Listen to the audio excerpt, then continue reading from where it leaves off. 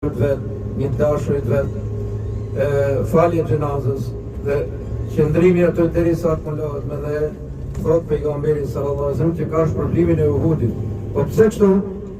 Pejgamberi sallallahu alajhi wasallam e përmend Uhudin dhe thot o Uhud, ne të duam ty edhe ti na don ne.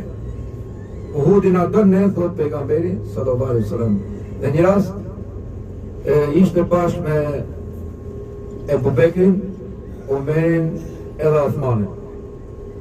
Edhe i thot Uhudin, qëndro Uhud, thot mos u dresot, se me të vërtet thot, mbi ty është i dërguari i Zotit.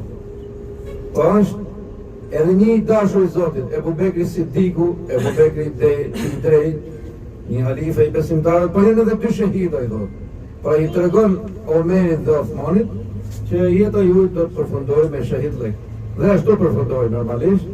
Pra shkon Omeri i pari bie shahid duke fal namazin, njëri prej qafirëve pra e sulmon bashkë në namaz, një poshtë ishte edhe Uthmani duke këndu Kur'an, duke qenë edhe prej 10 vitesh halife i muslimanëve, edhe ai pra e godasin dhe shkon shahid bashkë tek vendi ku falej aty ku po këndonte Kur'an.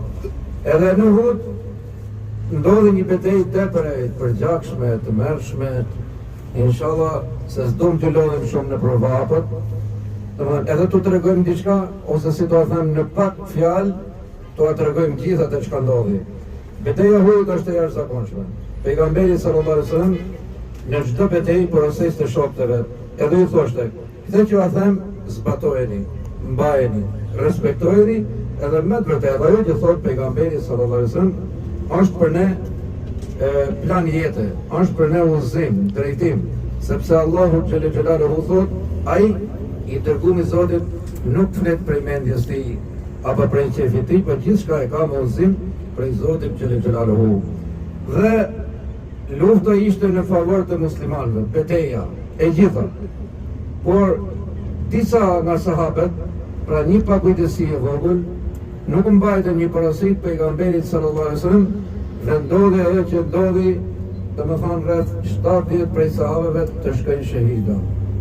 Prej burrave të mëdhenj të shkojnë shahida për shkak të lënies së një shteku për cilin pejgamberi sallallahu alajhi wasallam i kishte porositur që çfarëdo që të ndodhi, mos e lëni atë shtek. Gjithsesi pejgamberi sallallahu alajhi wasallam shpejt mori masa e rregulloi çështjen, por tani që shumë i madh.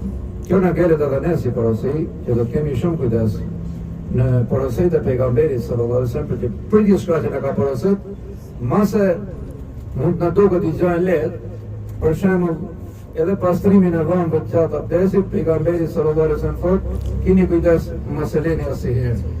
Edhe zakonisht nuk e lejmë, por bukurojmë nga pavëndësia. Dhe inshallah ti do shkojmë ta shohim malin direkt. Ta shohim edhe atë shtekun e shigjetarëve, por mos i përfundojmë tek xhamia ku bazë. Është afërsisht po doni, hapni ato telefonat dhe mund ta shikoni, keni në gravën e majt. Derisa shkojmë atje, keni kujdes se ka autobus atje, njerëz që kanë ardhur për vizitë, edhe mbajeni me autobusin, edhe të falim dy rekat namaz, edhe nuk ka shtesa të tjera më. Mos vanoni prapë të veni ka autobusi, se vjen zinxhir ato vizitat, mos sa inshallah tek mali i Uhudit, të shkojmë në kopshti i hurmave, edhe aty është një begati e hurmave të Medinës, që mund blini, mund shikoni, mund kënaqeni, jashtëzakonisht mirë. Mos kësaj inshallah burrat kanë obligim ato që përfundojnë gratë sot në mëngjes herët, lëvizjen apo shkumin vizitën tek kopshti i xhenetit.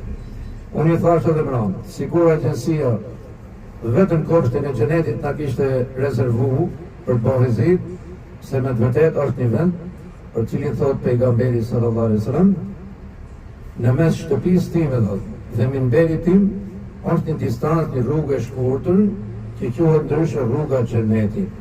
Falja 2 rekatëve të namaz aty do jetë dëshmi përpara Zotit xhelel xhelaluhu.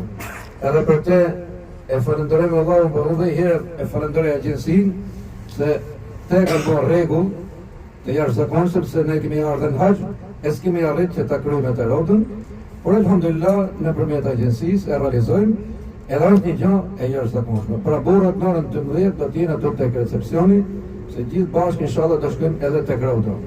Për këtë falenderojmë Zotin Xhelal. Dhe mos kësaj, atëherë do të jemi të mirë për të nejtë, derisa vej koha e ekraneve dhe gjitha këtyre programeve tjera. Besoj se na i Zot pa qartë kush tjetri le të na pyes, se do të përgjigjemi. Zoti ju bekohet inshallah, Zoti ju mëshiroft.